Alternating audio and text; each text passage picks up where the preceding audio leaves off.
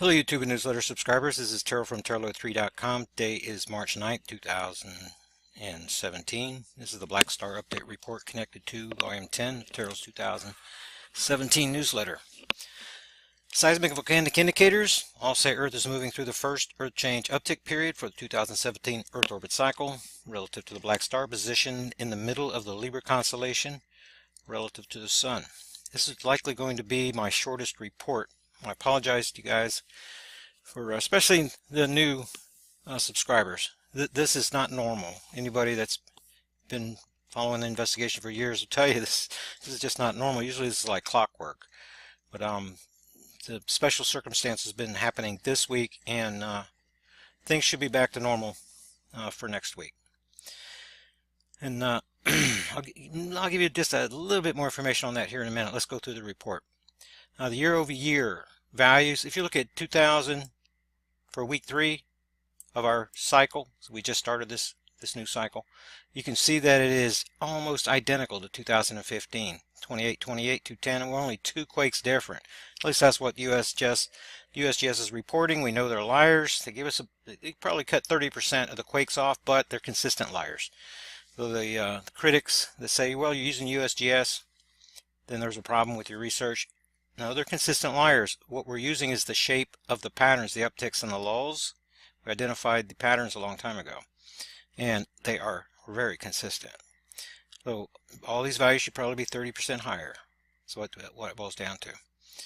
Then week 3, then it looks like that this is like a mini lull deal. If you go back and look at the historical record, then you'll see we usually get a bounce right here in week 2 with a 2.54 magnitude earthquakes. This value's been as high as 536, this jolt. That's what the J is down here in the bottom of the chart. You go back and look at the record, and earlier on, now the dynamic has changed. The earth crust is not as rigid as it was early on in the investigation, so that the jolt, well, I mean, it was a real jolt before this magma plume formation started to change the dynamic.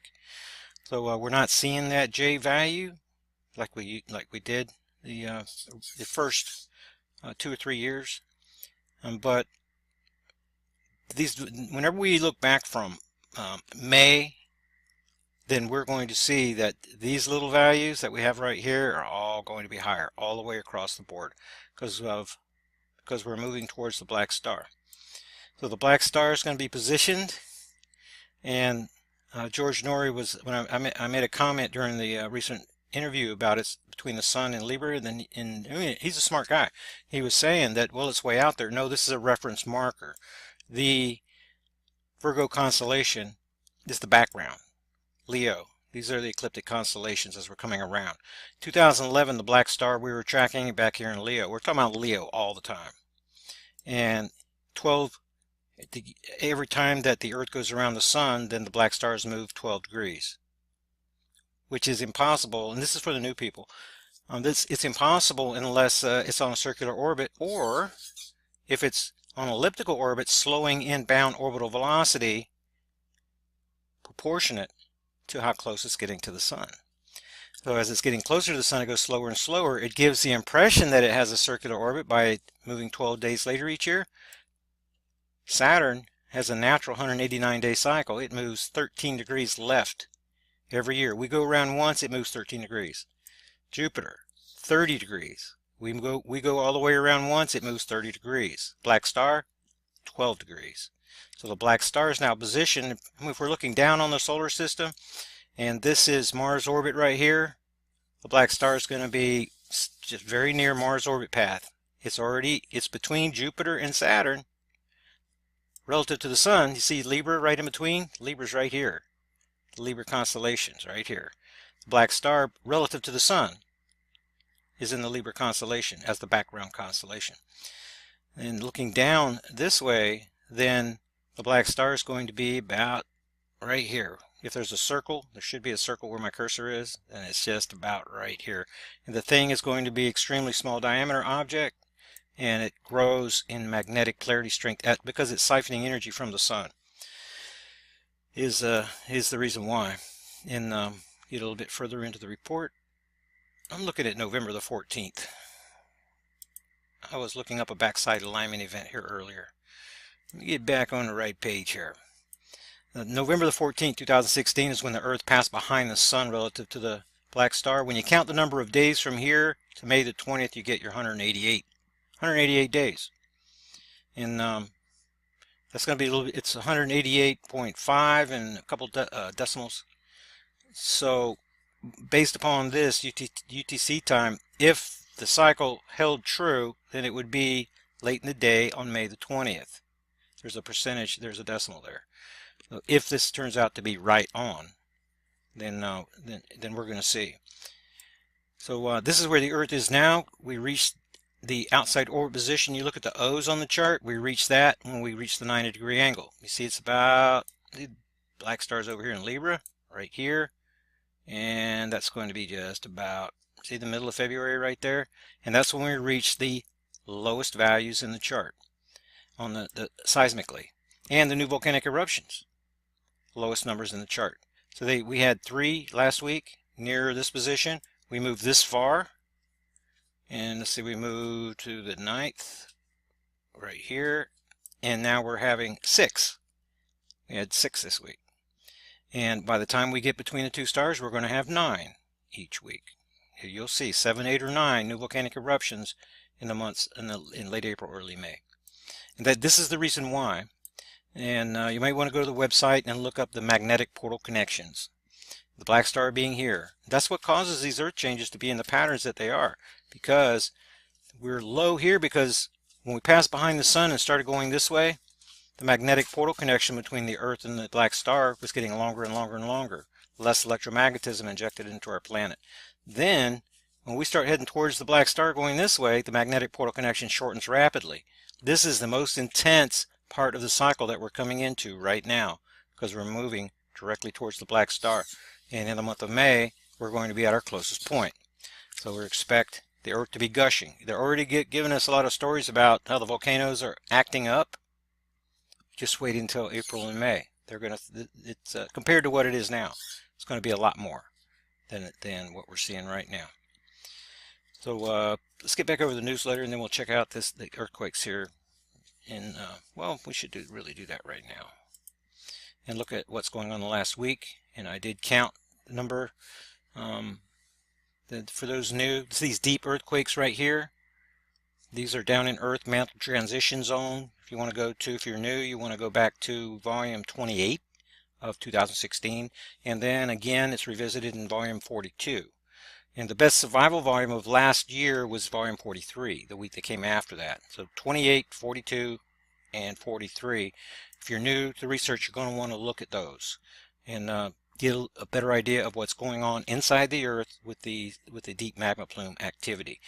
So even if you wanted to stop this video, you'll get a little better understanding of what I'm about to say if you just stop this video and go and look at that material, those featured articles, and then when you come back here, it's going to make a lot more sense because these deep earthquakes go boom, 410 to 660 kilometers. Let's look at the depths on them. And you can begin to see a picture. Bottom of that transition zone is about 660 kilometers. This one's 510. This one's 615, 610. And it's 660 to the bottom. So these are getting deeper and deeper and deeper. And whenever that happens, then you get a gigantic boom that happens deep inside the Earth, which causes that expansion. And that expansion is already it's already happening within a magma plume formation. This magma plume formation is already there, and these booms are taking place inside of it. The energy is being added to the entire formation. It's becoming a gigantic reservoir. And that reservoir is containing this energy, and as these waves, you have this giant boom that goes on, then we have the buoyancy barrier corridors, which if you go through that previous material, then you'll understand what those are. You go do a little bit of the research. Buoyancy barrier corridors. As this expansion is happening, this lightweight magma, it's glassy type, coming out of metal on top, metal on the bottom, glass is the transition zone, it's glassy type, and then rock on top. So the expansion of that magma wants to rise, but it cannot just rise to the surface because it's contained within buoyancy barriers. The buoyancy barriers contain it, and that containment creates the corridor. Because what happens is when you add this energy, then it's contains, constricted, but the end, the terminal end. I make many references. This is the origination zone where this magma plume formation started. Now we have terminal ends that are running. Terminal arm number 1, arm number 2, arm number 3 is stretching across here. And if you notice, this terminal end, this activity that we're seeing here, was backtracking more. See how it's getting closer and closer to Gibraltar again? Watch in the next month. This earthquake activity is going to extend through Gibraltar until after you get your 4.6s, 5.2s, or whatever, right in this general area, then you're going to see them popping up along the mid-Atlantic ridge. Because that's what happens. This pressure pushes across through here. So we're still early on in the cycle. Is the reason that it hasn't reached Gibraltar yet, but it's already pretty darn close. Usually it takes longer to get here. So the heating up, the cooking, the pushing of the terminal ends from the last uptick period that ended on November the 16th, 2016, is it's going through the low period. We had reverberations that continued for 2 months into the 3-month low period. That hasn't happened before, and that means is that the formation, instead of really contracting, as in previous cycles, it stayed relatively large. So now we're getting this deep activity, and it can create a lull because you're getting these booms, but now there's much more area. So this energy, we have to have many more of these booms before the large formation can pressurize to the point that the terminal ends are really tested. So it may take just a little bit longer. When you look at the pattern of the new volcanic eruptions, and then that'll make a little bit more sense. But it's more important to look at the depths of the activity rather than noting how big, the magnitudes. A lot of people doing this kind of work, then they concentrate, well, we had this and that, 5 point. That really doesn't matter to me. It's the energy. These deep earthquakes, deep in transition zone, are much more important than all of these combined that are near the surface. And at some point, and we've already had, it was only in week 2 when we had a 600-kilometer deep earthquake right back over in here. Usually that doesn't happen until week 6, 7, 8, something like that, going into the earth change uptick period. And at the latter stages, it happened very early. But this deeper type activity is going to jump over here again. So we've already had it once. Give it a few weeks. It's going to pop up here again. And then we're going to see how far they march north. And the same thing over here. This deep activity that you're seeing right here is going to push up through here. We're going to see the deep ones. The record deep earthquake, from unless you want to go back into the 1800s or something, whenever, who knows how they were measuring, because they measured some 800-kilometer deep. They say, I've seen the records of it, I don't believe it. But the deepest earthquake is going to be 677 kilometers deep. That's just a little bit below the transition zone. It happened here in Japan in May of 2015. Happened a month after the 7.8 that happened here in Nepal on April the 25th. Happened about a month later, right over here, deepest earthquake. And so we're going to watch these deep kind of earthquakes and see how far they progress up through this way, along magma plume corridor arm number 1 that's pushing out through here. So this is the shortest arm of the 4 right here. So I expect to see new volcanic eruptions happening along here first, and early in the cycle, and then the other ones to catch up later. So we'll go back and look at the pattern here. You have 2 that's here in Russia. That's along that magma plume arm number 1, kind of expected. Then where arm number 3 is extending from Indonesia, just showed it to you. It's trying to push through Gibraltar. During the low period, it backed up to Italy, and now it's pushed forward a little ways. Hasn't gone that far. Just showed you on the earthquake 3D map. It's going to push through Gibraltar and stuff like that. It's going to go all the way to the mid-Atlantic ridge by the time we get into May. But that's why you have these new volcanic eruptions. Italy and France, a few years ago, you didn't see this kind of stuff. It's because this magma plume activity has now changed. It was a Pacific Ocean ring of fire, a tectonic volcanic dynamic shift, and we reported on them as they were taking place. 2013, Solomon Island, with the cracking of the tectonic plate there, and then the way that this, after that plate broke, we have a tectonic cascade that's been happening ever since. And for those that are kind of new again, I'll show you Solomon Islands over in this region. Tectonic plate breaks. 8 magnitude earthquake, boom. And then it from the breakage, it creates extra space in the entire, and all these tectonic plates, this network.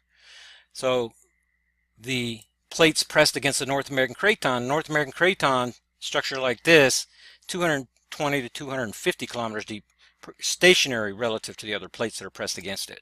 But these plates right here pressed against it were being held. It's kind of like the shell of an egg. Whenever it's difficult to break, whenever it's all complete. But when you break the egg, then you have something that's very weak. That's the breakage. And you have shattered plates over here. But this one broke over in here, and then it began a tectonic cascade. So this was a California quake swarm area. It was a Baja California quake swarm area. It was focused right about here where my cursor is.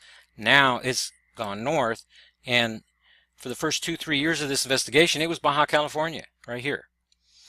After 2013, these earthquake events in this Oklahoma quake swarm area, this is a foot formation in the North American craton, and these were much shallower. Now they're averaging like 5 kilometers deep.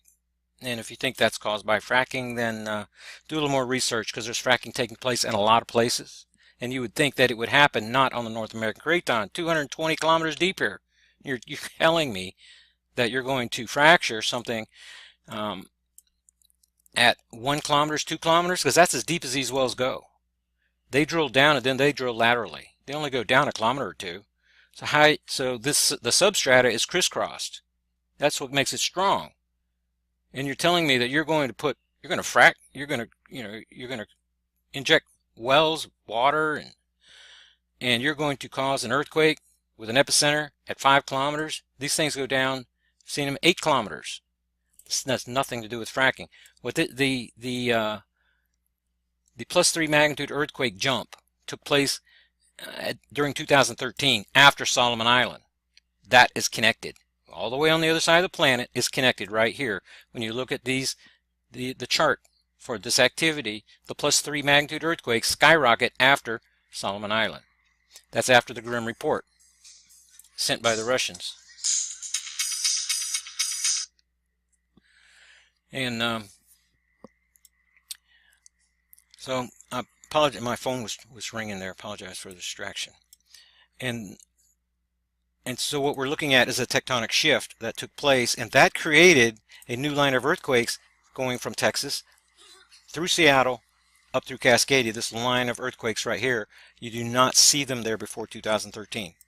They came only after that. So there's a few important events, and if you go through the research, then they'll be outlined. 8.3 Chile quake down here. We had down here.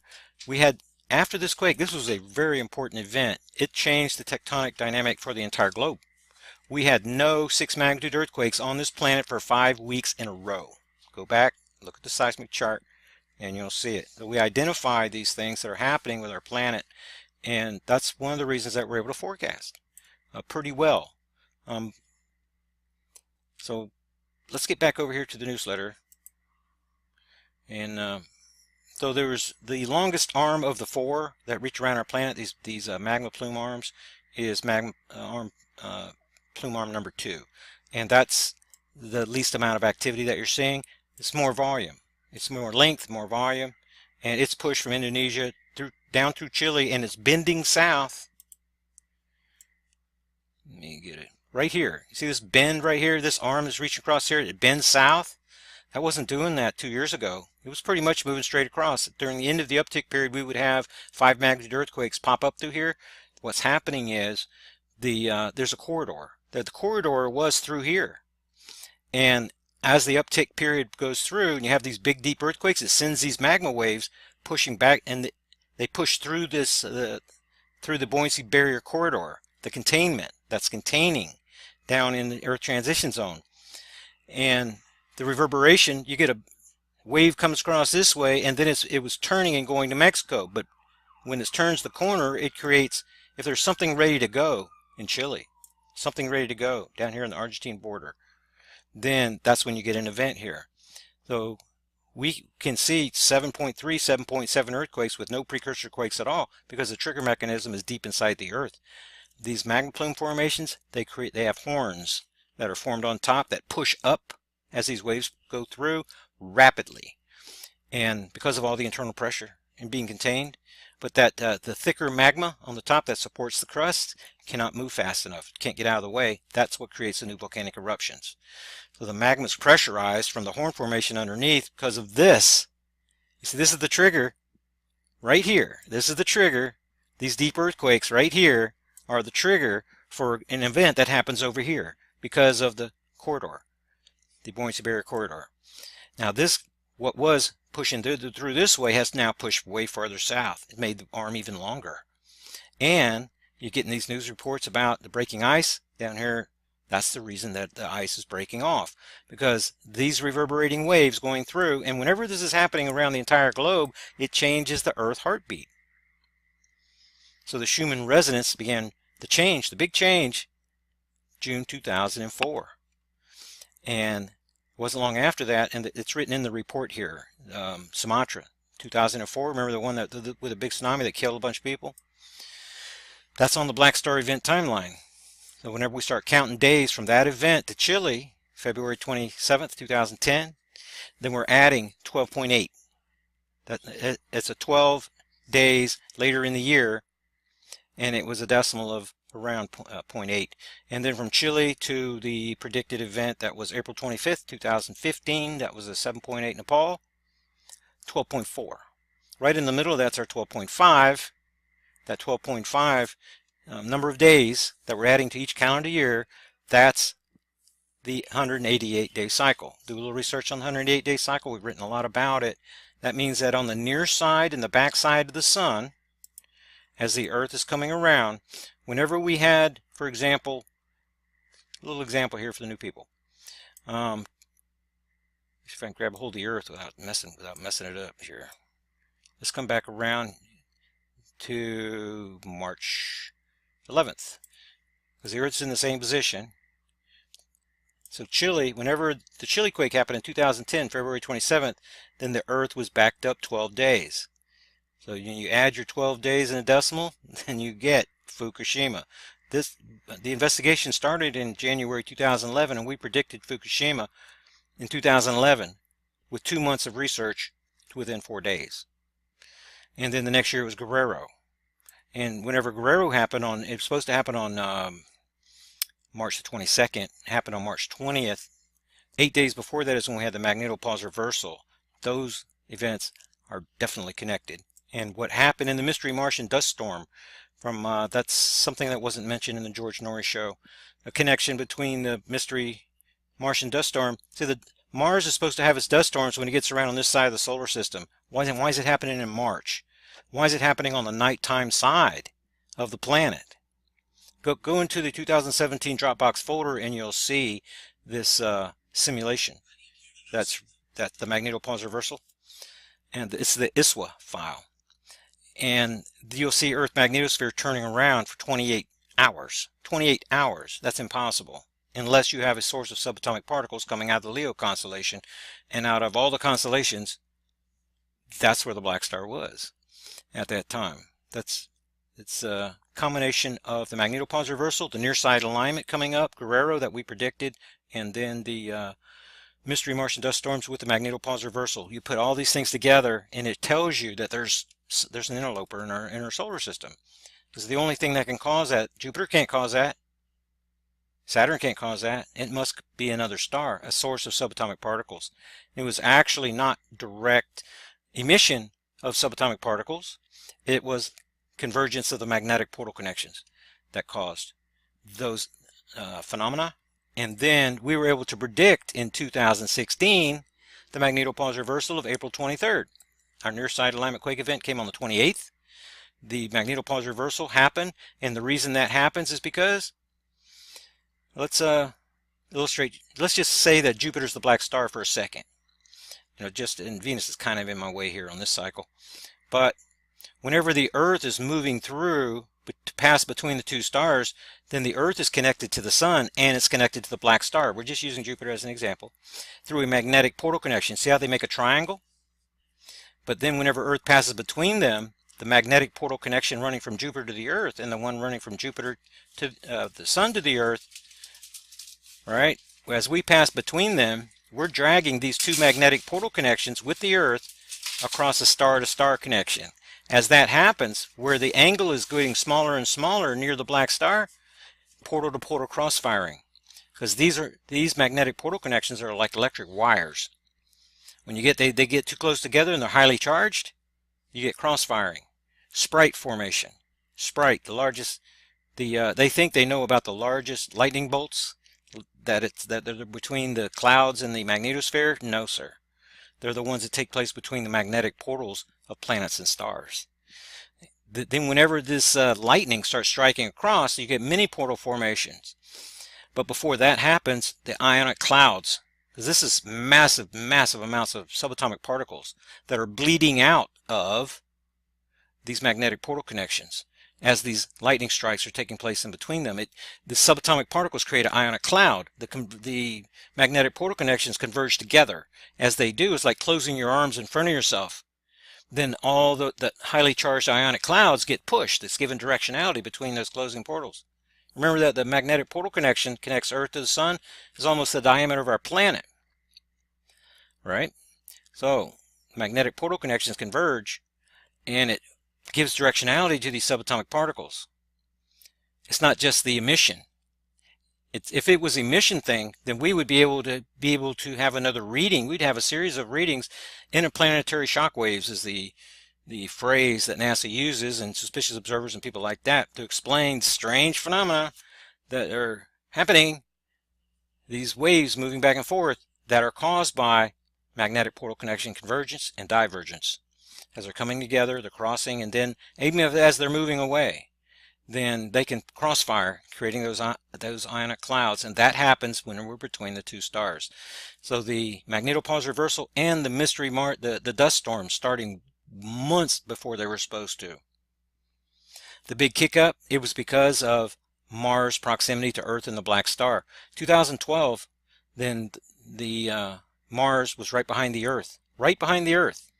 It was between the Earth and the black star. That's why the dust storm started on the nighttime side of the planet. If you just Google mystery Martian dust storm, scientists puzzled, that's not supposed to happen, because the dust storms are supposed to be caused by the sun. If they're caused by the sun, they can't happen at night, right? So the scientists should be putting this stuff together for you guys. The answer is that the black star was in direct proximity. Magnetic portal connections were converging, portal-to-portal cross-firing, subatomic particle flows, compression, and the magnetopause reversal. So we were able to predict the dust storm starting early 2016 in April, and then that was early in April, and then the magnetopause reversal of April the 23rd that came before our near-side alignment quake event of April 28th. So it was only 5 days sooner. It's 3 days sooner than last cycle, than in 2012. That's a little more of the evidence of that's been going on since before a lot of the new people have joined the investigation. But I want to give you a little bit of this information so that you can go back and do your own research. And if you'll just Google some of those things, that I've made videos on them. And now let's get back over here. And a little bit of commentary talking about the arms. And yes, if you've been following the investigation for a while, then at first we were not, back in 2011 and 12, we hadn't made the connection yet to what's going on with the magnetic North Pole. What you're looking at is the Chandler wobble. And I gave you some links up here. Or are they below here? Yeah. The Chandler wobble, its movement patterns changed in 2005. The Schumann resonance changed June 2004. Right in between those events is whenever that 9.3 Sumatra quake happened, whenever the Earth passed between the two stars. These things, these changes, are connected to the black star. Now, what's changed about the Chandler wobble and its pattern? And this is the path of the black star for the last 5 years. Most people don't realize that the North Pole is migrating, but it's migrating in a freaking circle. You're not getting that out of the lamestream media or a lot of the other reporters. So you have a center point, and as it's going around and around, the change took place in 2005, but just recently in the last 9 months, in the last 9 months it's been trailing its previous year's position by 12 degrees. The same 12 days. Remember, Earth takes 1 year to go around the solar system, and there's 360 degrees in a circle. So just figure Earth is moving 1 degree per day. Well, we're seeing the same thing here. We have to add 12 days to get to where we were last year. That gives you 377 days in one complete cycle. There's exactly 377 days in each black star orbit cycle orbiting our planet. So how is it that there's the same number of days in this Chandler wobble as there is in my seismic chart? The reason is because they're connected. There's no such thing as coincidence in this regard. Now do a little bit of the math here. 365 plus your 12 gives you 377. You divide that in half and it gives you 188.5. When I start counting the days back from Sumatra to Chile, you have to add 12.8 days to each year, and then from Chile to, that's in 2010 February, to the April 25th 2015, 7.8 Nepal that we predicted, 12.4 days. So we're adding 12 days and a decimal for the last decade, and now the magnetic pole is giving us the same 12 degrees, same 12 days. Go to terralo3.com, look at the angle between the near side alignment events and the backside alignment events, and you're going to have this same angle you're going to be looking at right here. And this is the part that the scientists, NASA, combined with the USGS people who are also astrophysicists. I mean, of course, all the geologists aren't, but the people, you know, that they specialize in geology, but they play around with astrophysics. They should be making these connections for you and making reports. The alarm bell should be going off, because there are places down in here and up in here and up in here just recently where this pattern goes back for the last 3 years. 12 degrees, 12 degrees, 12 degrees. For the last 3 years. It's not all the way around, and the reason is because the Earth is moving around the Sun. So when we're behind the Sun relative to the black star doesn't have much influence. It's whenever we're on the near side of the sun that it did. But this pattern didn't suddenly change in 2005 to what it is now. It was a transition. And now it's plainly obvious to me for the last 9 months, since we were way down here, this thing has followed its previous year's pattern by 12 degrees every single week, because it's locked in now. And it's not locked in because of shifting Earth metals, according to the old geological modeling that they think that they're using to predict what the magnetic North Pole is going to do. It's because there's another magnet in the solar system. That's why this is has perfect symmetry going back for the last 9 months, and I think this is 12 degrees. It's going to be locked in now for the duration. And if this is true, then the last backside alignment, which it is true, this 12-degree differential, but if our interpretation of what this means is true, then what it means is that the 188-day cycle has been in play all along. And from the beginning, well, I shouldn't say from the very beginning, but after we were 4 years, 5 years, 4 years into this investigation, then we projected that the near side, that the black star Earth crossing event, the geological pole shift event, the event that we're talking about, would take place on May the 20th, 2017. Okay, this model, the last backside alignment event was on November 14th, 2016. Add your 188 days in a decimal, and it's going to fall on May the 20th. So this new model is trying to validate the old modeling that came before the binary star magnetic repulsion model. The one that says that we're going to have a near side alignment quake event in early May, and that we're going to have another cycle. That's a 75% model, but this one right here, I'm telling you guys, this right here is gaining more and more traction with me all the time. Okay, then there's a little bit of apologies here. This has not been a typical week. We've been, first of all, doing a radio show at 1 to 3 in the morning on Monday. Then and then we had to be at the hospital Tuesday morning at 5 a.m., which means we had to leave here. We had to get up at 2 in the morning to go to the hospital. So been sleep deprived big time here lately. And Kelly had the operation yesterday, and the doctors gave good report. I write information here for those. I appreciate your prayers and good wishes for Kelly. And it looks like that, from what we can tell right now, everything's looking really, really good. It's going to take her weeks to recover, and to totally recover is going to take some time, but she'll be back to work and stuff here within in about 2 weeks or so. So the new people that just came on, this is not typical. And also there was a little bit of confusion over some notifications and some. I was trying to work using a Wi-Fi connection at a Days Inn, and that was connecting and disconnecting. It was terrible. Tried it at the hospital, and theirs was terrible. And then I said, well, I've got to go, and went over there and tried, and got confused on some things. And then my mind was kind of scattered from not having any sleep. So my apologies if anything, if I wasn't expressing in my best way, as you know, which usually that's the case. But there was a lot of things really happening all at the same time through this period, and at the same time that the more people were added to the subscriptions and to the survival groups and things like that this week than any other week, because of the assistance of Coast to Coast and George Norrie.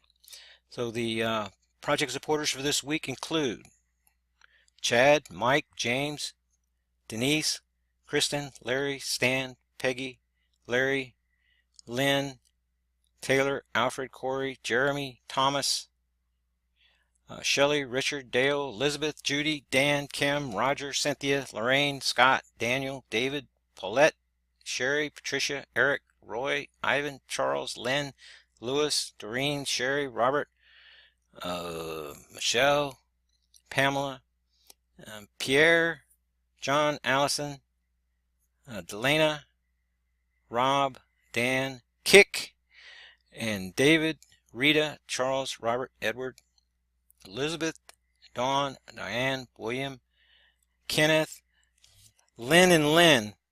Right through here is that night when I was having very bad problem, and I apologize to you ladies right there. And then Raphael, Bill, Hugh, Robert, Hussein, and Susan, and Scott. I think that's a record week. Then they all went to TerraLo3.com. They subscribed, and some just want the newsletter. That's $25 per year. Some want the to the survival group program. That's $45 per year, and it's kind of a mix. Then Deborah, Tony, and Tina, they renewed their subscriptions from previous years, and Mark and Steve upgraded their newsletter subscriptions, the $25 subscription to the survival group program. So that's what the third button is. When you go to the website, the bottom button, that's a $20 button. That's not for a subscription. Some people are hitting that for a subscription whenever they mean to join the survival group program. If you're hitting the $20 button, that's for a subscriber 25 to get to the 45, right? That's what that's for. Had to put that in there, because if you already have a $25 subscription, you don't want to pay $45 to be in the survival group program, right? You only want to pay the extra $20, and that's really for the paperwork, threat assessment, notifications, survival group notifications, and the extra time that it takes because you have extra questions whenever you're in it. If you're just a newsletter in the newsletter program and you send me a question every now and then, that's way different than whenever you're in the survival group program. It requires a lot more time, and so that's why that you see the changes that are there at TerraLo3.com. No donations to report for this week, and I wanted to mention that Steve is a super subscriber that upgraded to the program. He's been around since March of 2012. One of the longest running supporters of the research. Then don't think did I miss anybody? I hope not. Then Dr. Laura, she's a member. She was the head of the medical operations team for the Ozark Survival Group program, and Sybil's doing that now. Here's a really smart lady, and she sent me some information on the geology side. And this is kind of what I was talking about the USGS. Some of them being physicists, some astrophysicists and stuff, because she's a doctor, but she's interested in geology too. So she's sending me this information, and so she sends me a follow-up email, and I'm going to give you my views, my reply, and send you to some more to connect dots, send you to some papers, scientific papers, so that you can read, get a little bit of background information, and then make some connections that helps you to connect the dots, what's really going on inside of our planet. Then volcanoes erupting all over the world. You haven't seen anything yet. And it looks like this is the story that we were in last week too, but it needed to be in here this week. You're going to see a lot more of this, especially April and May. If they're already talking about it now this early, then you know something's up. And this avian flu thing could be could be mutated to a super strain very easily, especially if it's done on purpose, if it's part of the elite failsafe plan. You have to keep your eye on this. It's why it's up here towards the top, because this could be part of the fail-safe plan to get the quarantines in place, to get the roadblocks in place, so that the elite can run to the underground arc cities and leave us stuck. So this is part of the geopolitical environment. This is one component that we have to keep an eye on for our part of our survival strategy. So that really needs to be in there. New research suggests Earth's mantle might be hotter than anyone expected, especially in that transition zone. Then things are really heating up. Then just gonna really need to end this video. I'm having a little bit of difficulty here, but this here's a really good week for the survival section. You're going to want, there's gun range reports here. Clint does a really good job of providing content right through here, especially if you're a novice at survival.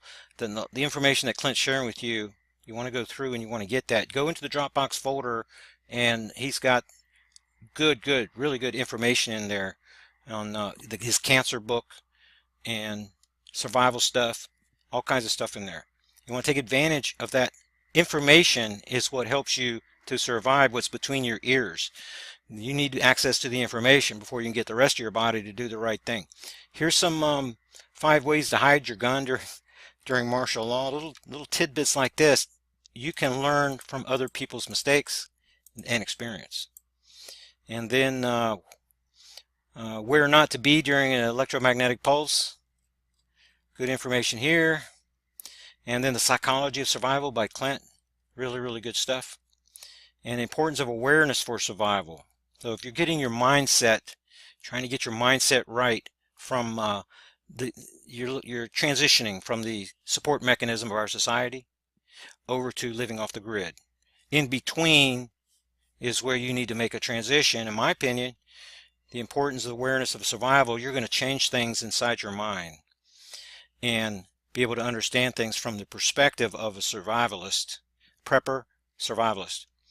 And it will help you to see the light on creating better survival lists. A lot of survival is identifying threats and then creating lists, because these are your plans for neutralizing these threats. So you're doing the threat assessment, and then you're creating the contingencies, and then you're executing them by getting the things that are on your list, whether it's water purification things, the right gun, you want the right rifle, the right handgun, then that's you're looking at Clint's work. They go to the range and shoot different kinds of guns and stuff like that. Okay, that's my report for this week, and I appreciate your patience going through this period. It's really tough right now. In about 2 weeks, then things should be back to normal, or something near normal. And get more information at terralo3.com, and I'll see you on the next Black Star update report.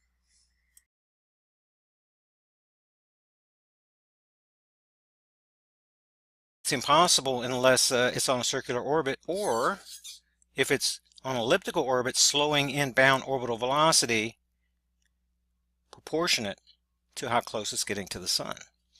So as it's getting closer to the sun, it goes slower and slower. It gives the impression that it has a circular orbit by moving 12 days later each year.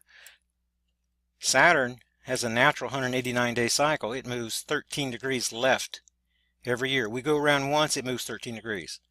Jupiter, 30 degrees. We go all the way around once, it moves 30 degrees. Black star, 12 degrees.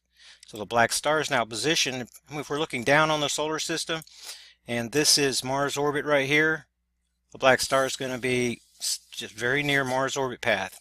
It's between Jupiter and Saturn relative to the sun.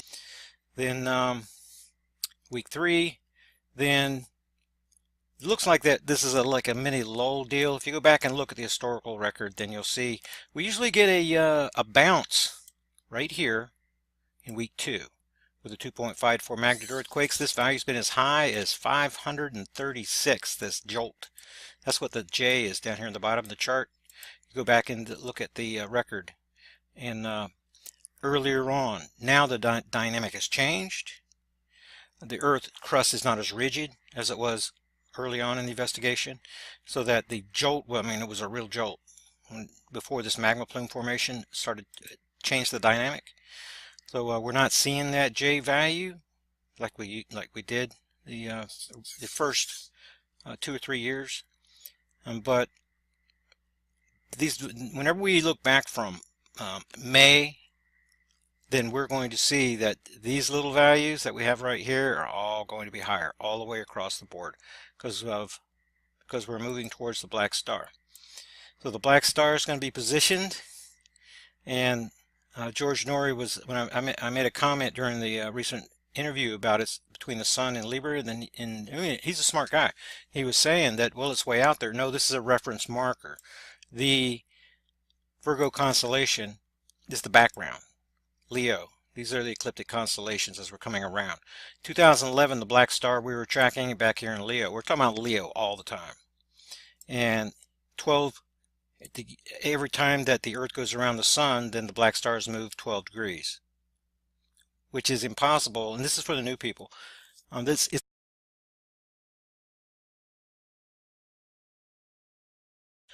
Hello YouTube and newsletter subscribers. This is Terrell from Terrell3.com. Today is March 9th, 2017. This is the Black Star Update Report connected to Volume 10 of Terrell's 2017 newsletter.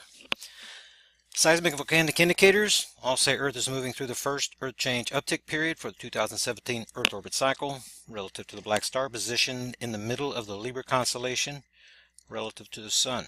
This is likely going to be my shortest report.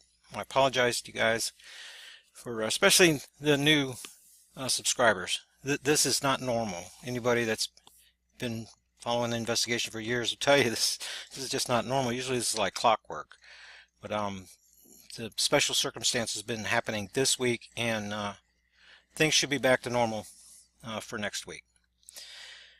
And I'll give you just a little bit more information on that here in a minute. Let's go through the report. The year-over-year values, if you look at 2000 for week 3 of our cycle, so we just started this new cycle, you can see that it is almost identical to 2015, 28, 28, 210, and we're only 2 quakes different. At least that's what USGS is reporting. We know they're liars. They give us they probably cut 30% of the quakes off, but they're consistent liars. So the critics that say, well, you're using USGS, then there's a problem with your research. No, they're consistent liars. What we're using is the shape of the patterns, the upticks and the lulls. We identified the patterns a long time ago, and they are very consistent. So all these values should probably be 30% higher. So what it boils down to.